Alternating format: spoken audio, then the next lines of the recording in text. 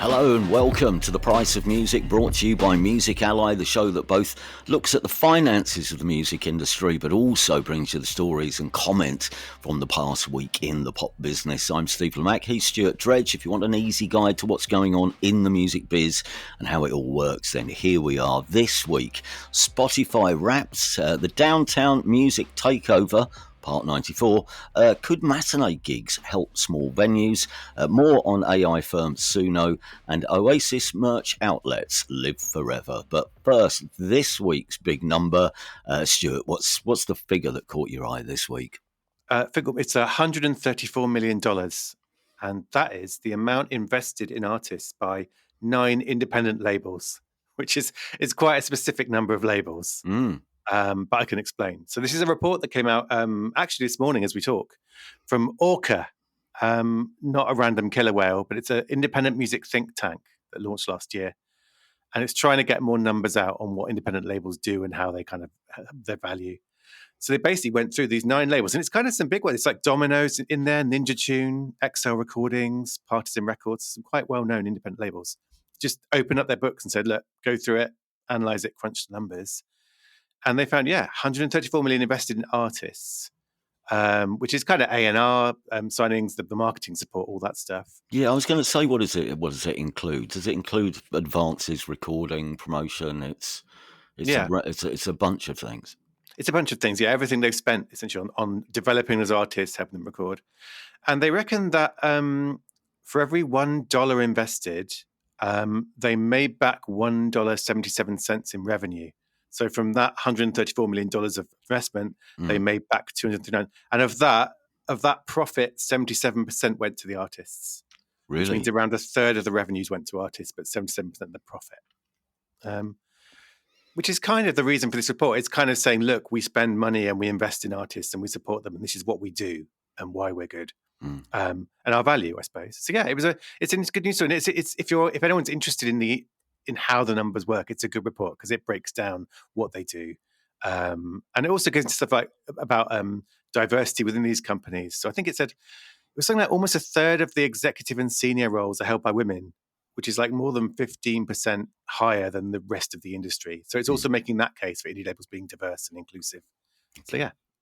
All right, here's our top 3 stories of the week, starting with this, which had to be in our top 3 because it has become one of the big annual festive talking points. And by the time you hear this show, it may well have taken over all your social feeds, possibly in quite an annoying way. Because once again, we're recording this on Tuesday, but this episode should arrive on Wednesday, just in time for the launch of Spotify Wrapped 2025, what's your take on this, Stuart? I mean, it starts a lot of conversations, that much is true, but does it have a broader significance? Yeah, it certainly does. I mean, this began a few years ago. It's kind of just like it's the end of the year, here are some stats, because obviously every streaming service has a lot of stats on your listening. And it's like, here are your favorite artists of the year, here are your favorite songs of the year based on how much you stream them. And it's just grown and grown, and it's become this massive, it's like the music marketing Super Bowl in a way. Well, maybe the Super Bowl is the music marketing Super Bowl, but you know what I mean. It's every December when it launches, everyone is sharing. It's very easy to share. It's got these things, and it's saying, right, here are your top 10 artists or top artists. Share this to Instagram, share this to TikTok. It's designed to get everyone boasting about their stats.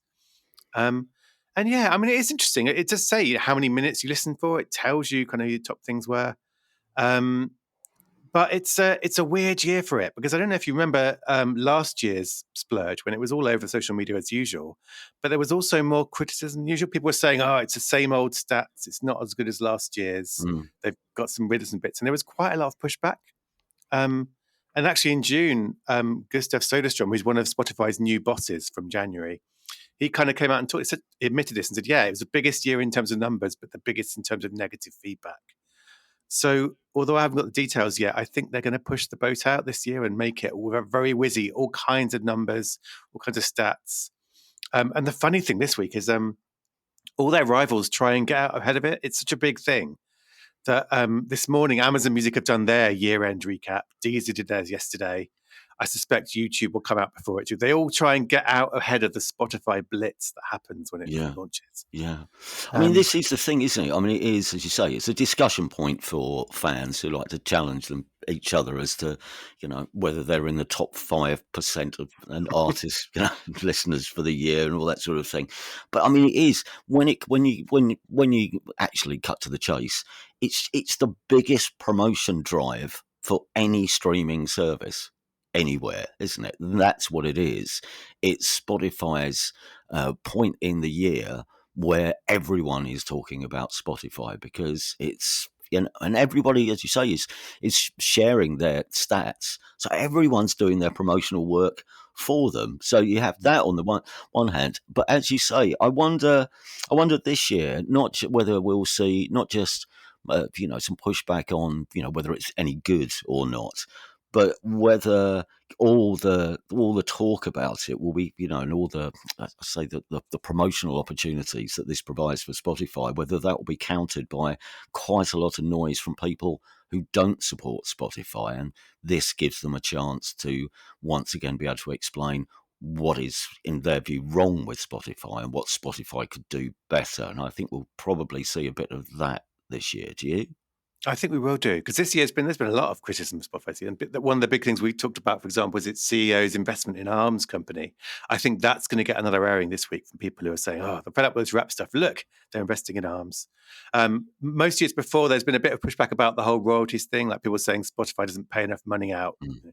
So we'll see about that. I mean, to be fair, to give them their credit, it's a big moment for artists making money on Spotify, because for weeks leading up to it, Spotify goes, right, make sure you've got your merch updated on your Spotify profile, make sure your tickets, tour dates are up to date.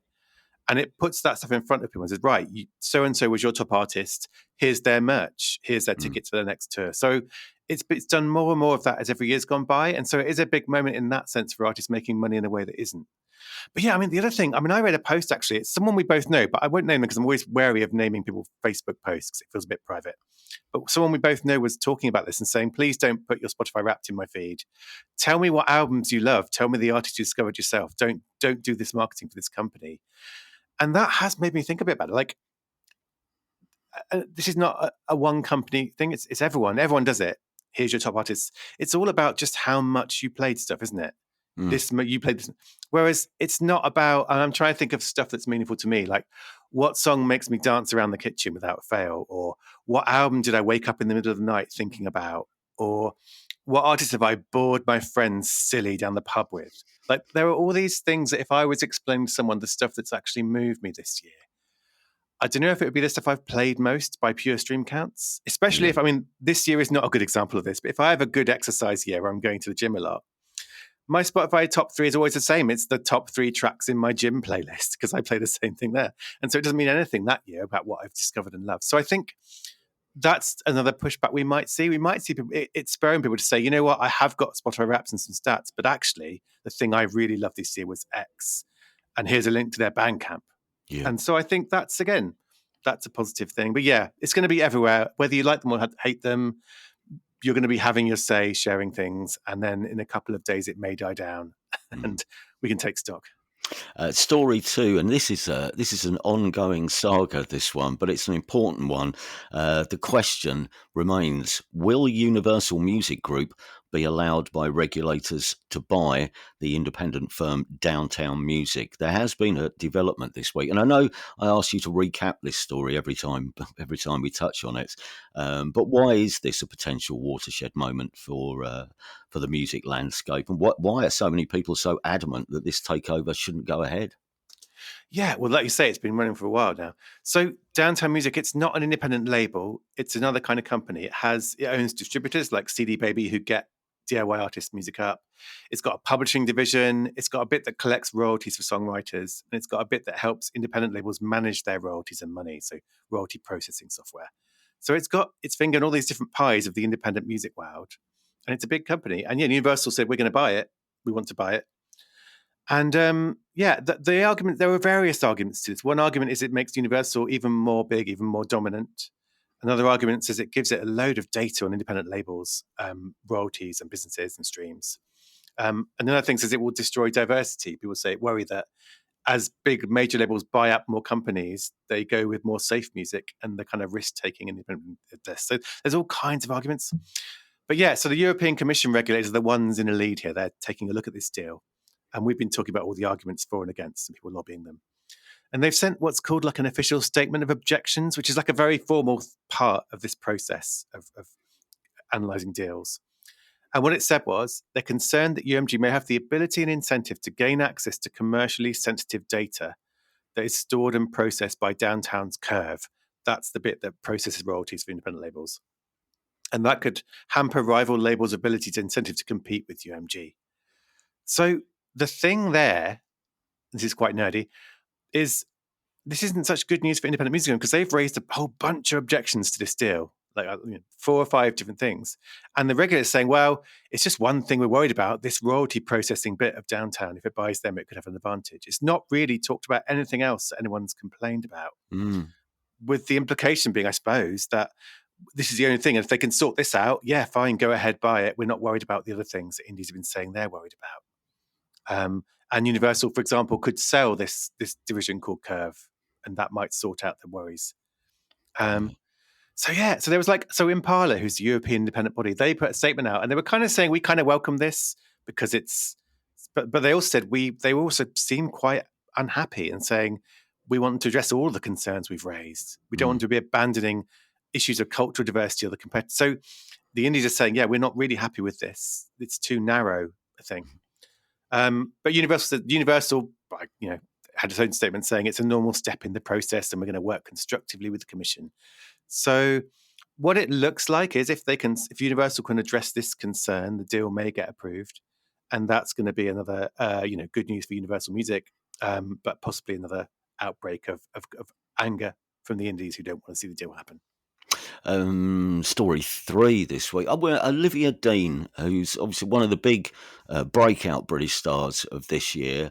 Olivia Dean's getting ready for a big North American tour, but why is she so cross with someone involved in the tour, in this case Ticketmaster? Yeah, she went on Instagram and was really cross. So this is Olivia Dean, she's been one of the breakout stars this year, hasn't she, from the UK? And she's got this big North American tour coming up and tickets went on sale and they were immediately being flogged for like a huge markup on Ticketmaster's own reselling site. And she came out swinging with this story saying, it's a disgusting service, vile and completely against our wishes. And told fans, don't do this, don't overpay. And where it gets really interesting is, normally you wouldn't expect the company to respond, but Ticketmaster reshared her post. So it kind of, reshared her post to all its followers while saying, oh, we agree.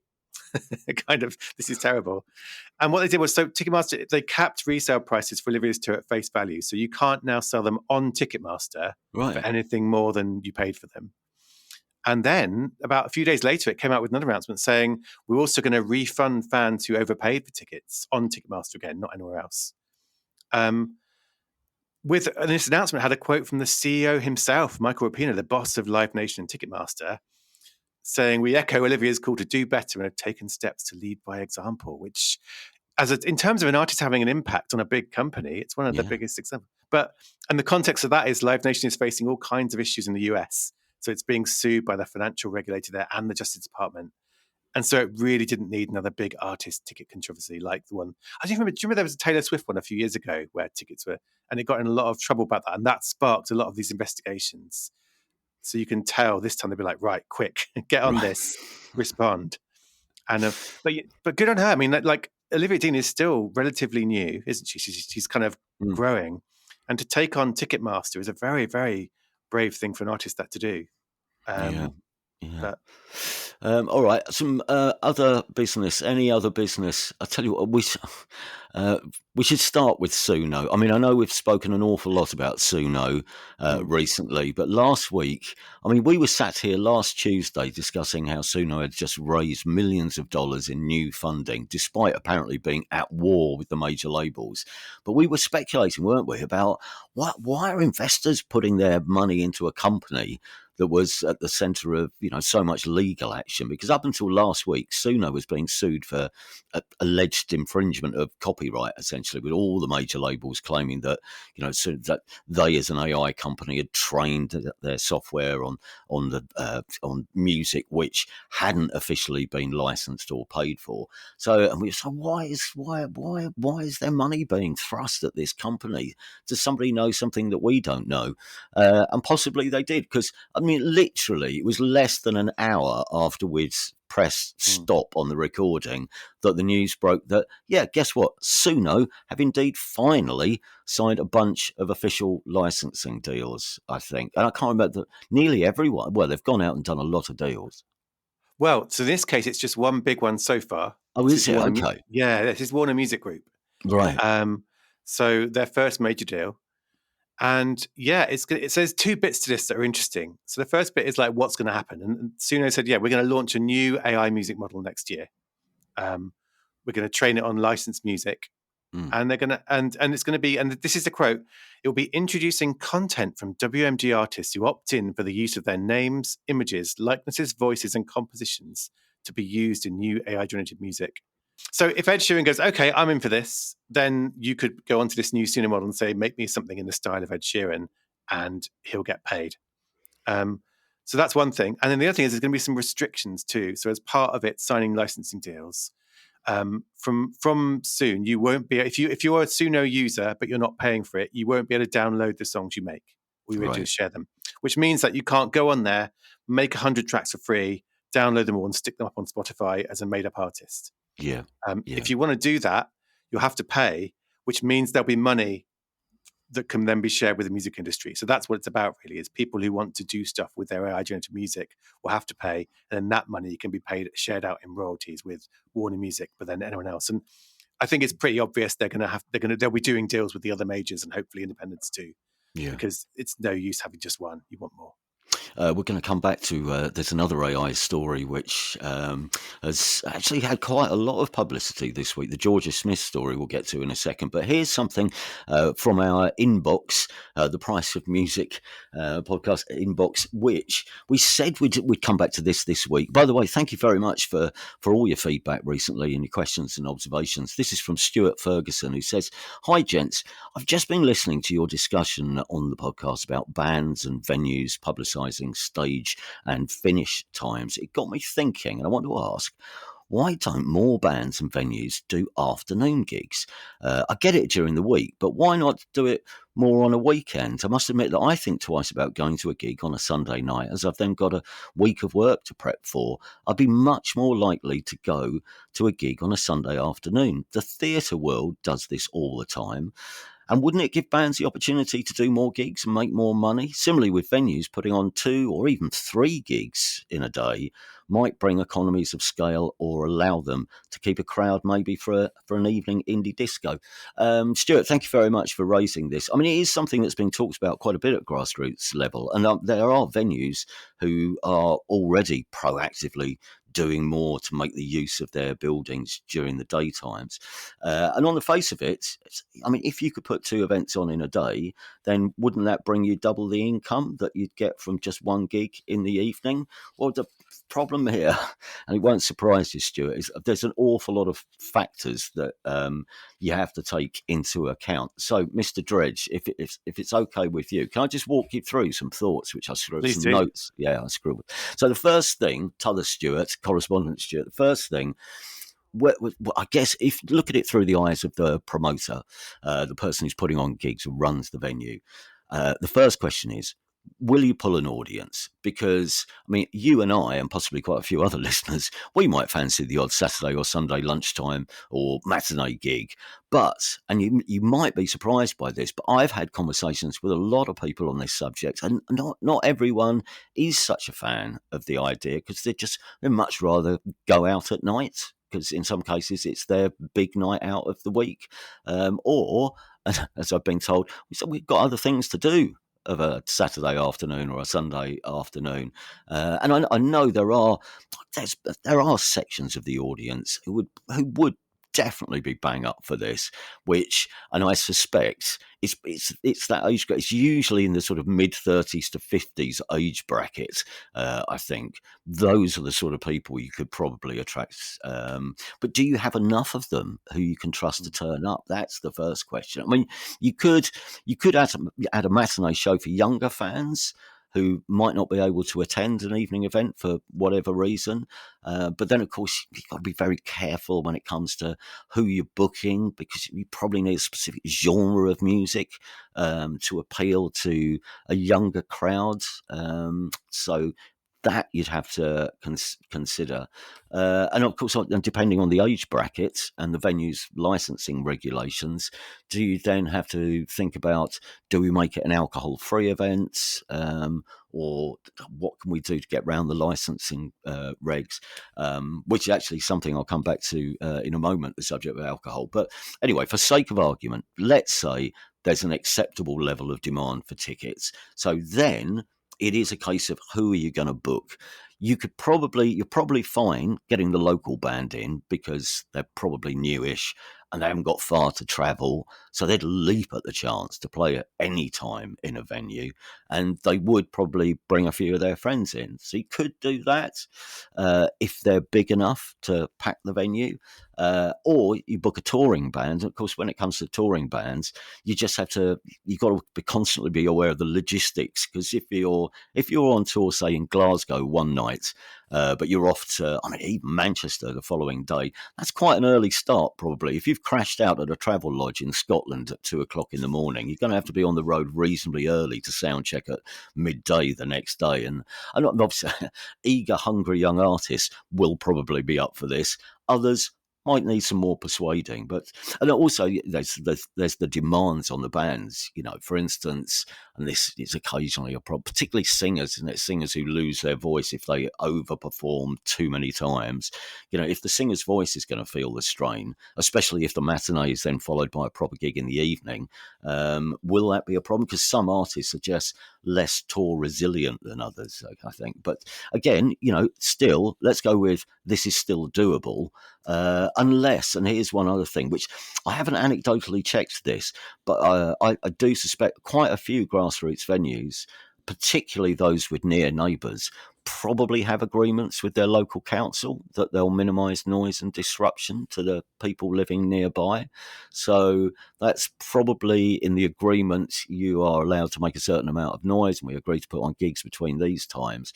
But a band turning up and loading in at 11 o'clock in the morning, followed by a crowd of, the audience turfing up at noon, again, probably fine with a lot of venues. But I think you'd have to check to see if others would be pushing their luck with the local residents by doing a matinee gig. But anyway, again, right, let's say we think we can attract a bit of an audience. We have an artist who's big enough to sell tickets, who's happy to play at 2 o'clock in the afternoon on a Sunday. Quickly going back, Stuart, to your point about matinees, where you say the theatre world does this all the time, and wouldn't it give bands the opportunity to do more gigs and make more money? The difference here, I think, is that theatres can pretty much charge the ticket price that they want to cover their costs. So I think even without selling out the venue, sometimes the theatre it won't lose a lot of money. It'll probably cover costs, might even, make money.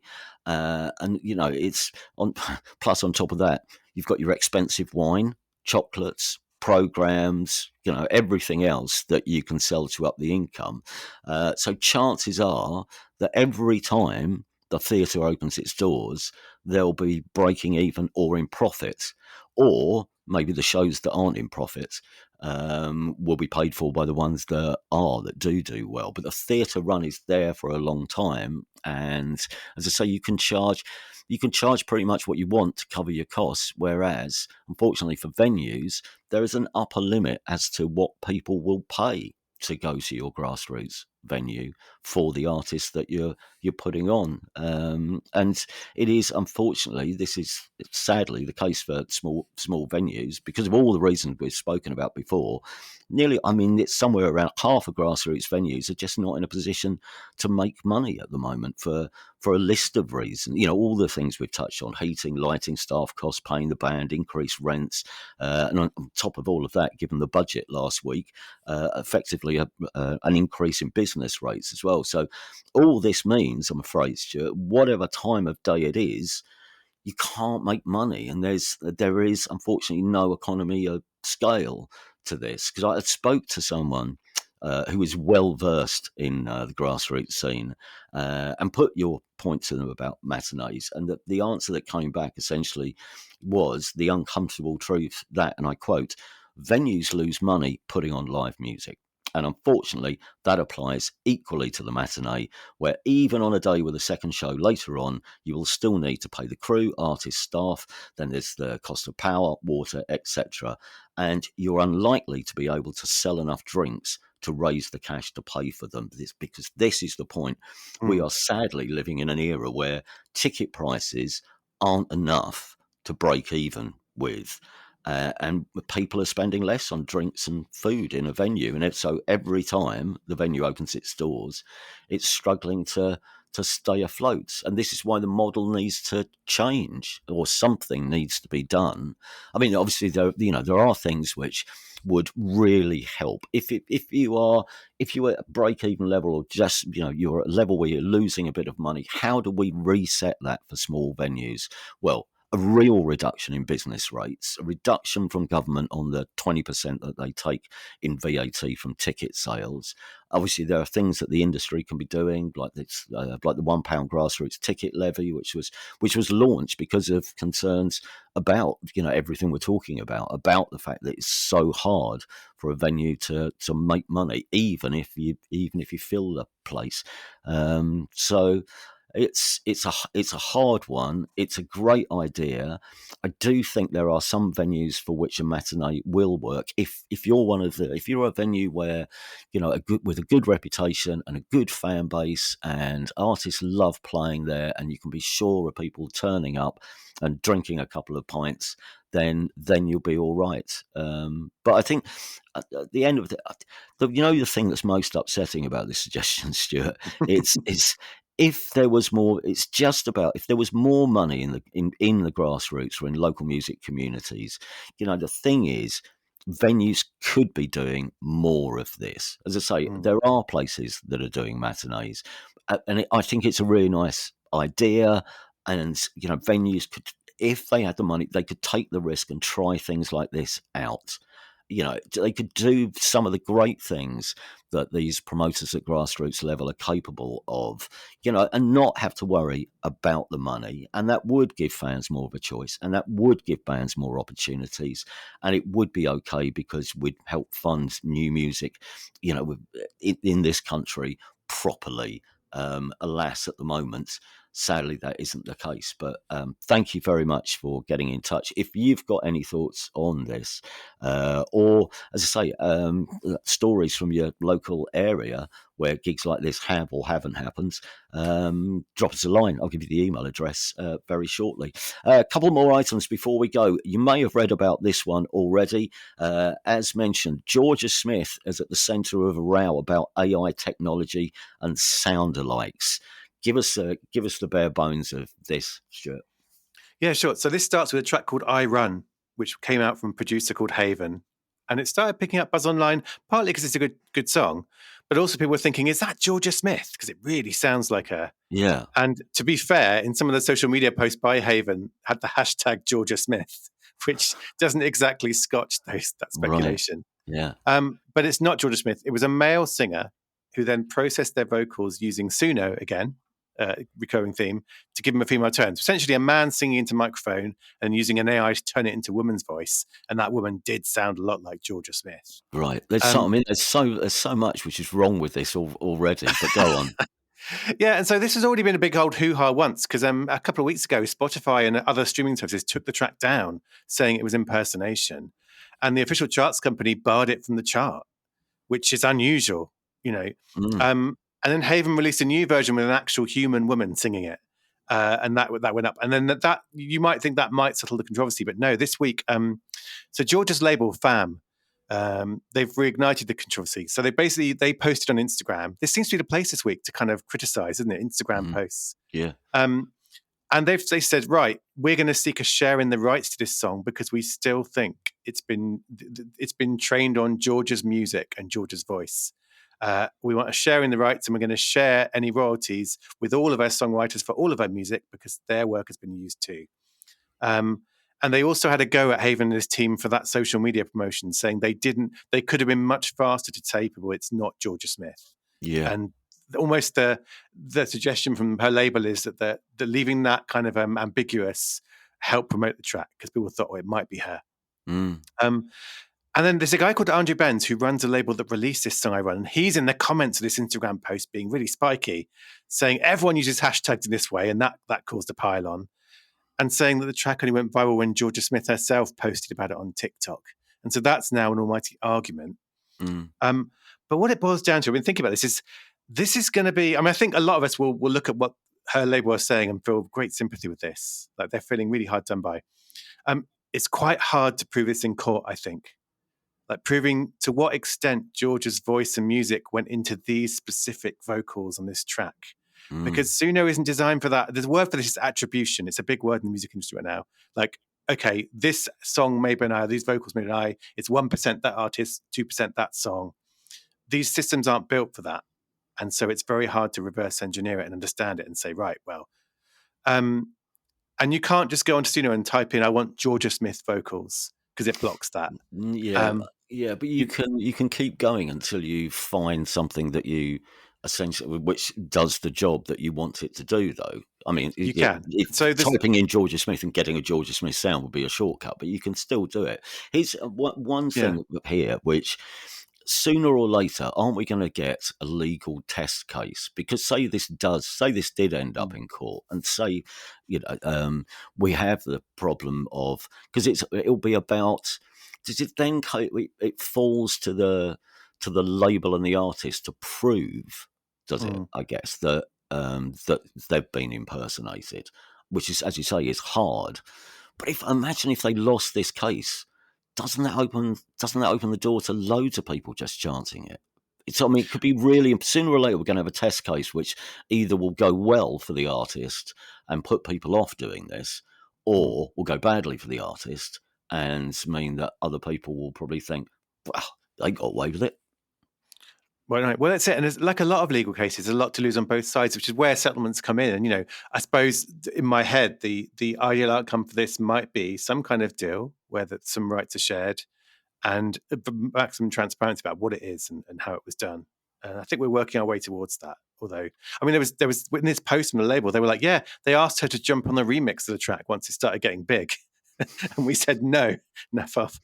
But it is weird. I mean, it is, it's strange. And FAM is saying they want to spark a debate about this. He wants to say, this isn't cool. What do we do about this in the industry? Which is kind of the story of this year in a nutshell, isn't it? What do we do about this?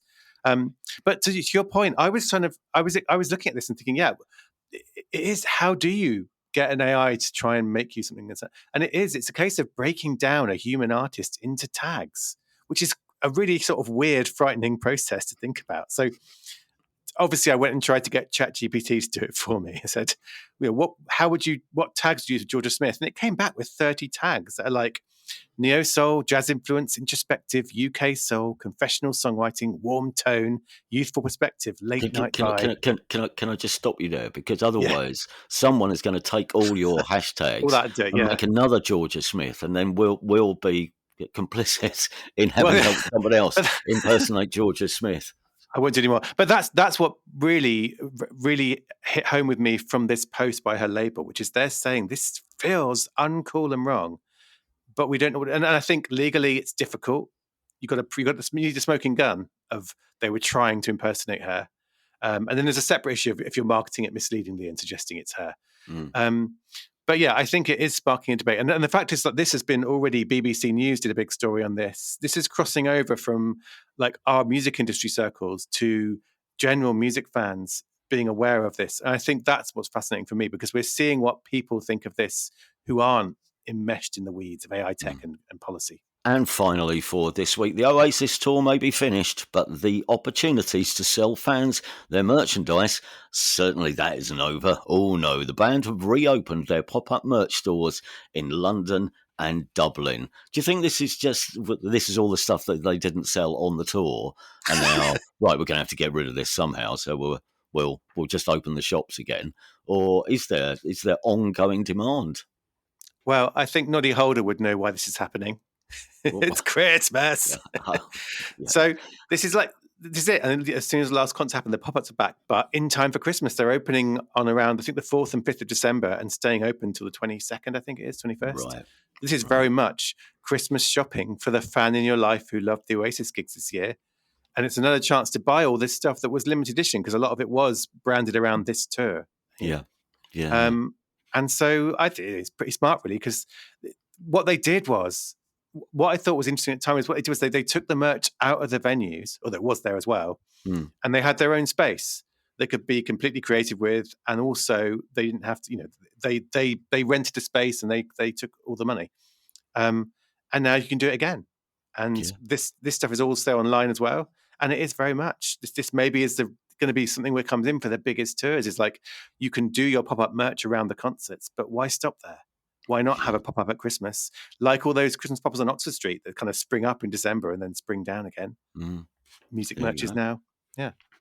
Well, we are out of time for this week. Thank you very much for listening and making it this far. If you are enjoying what we're trying to do, please do help us by spreading the word. If you can, tell your friends, your colleagues, leave us a review online, repost the show from around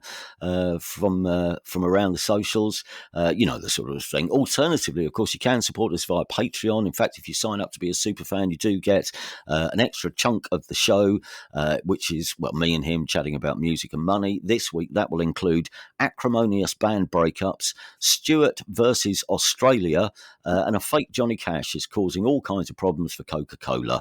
Plus, you get occasional other benefits, including a part in our up-and-coming Price of Music Christmas pop quiz. You can become a super fan of the show at patreon.com/thepriceofmusic. We welcome on board John Pugh. Thank you very much, John, who's our newest super fan.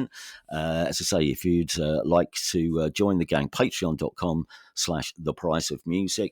Alternatively, if you'd just like to get in touch with us, drop us an email. Anything you don't understand about how the industry works, or points about the industry that you'd like to share with us, or any, as I always say, any guidance or advice from the professionals, the address is thepriceofmusicpodcast@gmail.com. That's thepriceofmusicpodcast@gmail.com. Thanks again, everybody, for listening. We'll be back next Wednesday. Ta-ra.